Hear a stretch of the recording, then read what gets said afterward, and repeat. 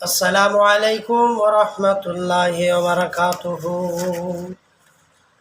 হযরত আবু হুরায়রা রাদিয়াল্লাহু তাআলা আনহু হতে বর্ণিত, নবী করিম সাল্লাল্লাহু আলাইহি ওয়াসাল্লাম বলেছেন, যখন আল্লাহ তাআলা কোনো বান্দাকে ভালোবাসেন তখন তিনি জিবরাইল আলাইহিস সালামকে ডেকে বলেন, আল্লাহ তাআলা অমুক বান্দাকে ভালোবাসে, তুমিও তাকে ভালোবাসো।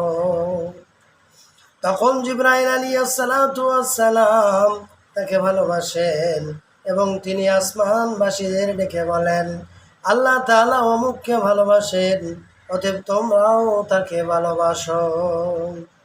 তখন আসমানবাসীরা তাকে ভালোবাসে। তারপর আল্লাহ তাআলার পক্ষ হইতে দুনিয়াবাসীদের মধ্যে তার জনপ্রিয়তা সৃষ্টি করা হয়।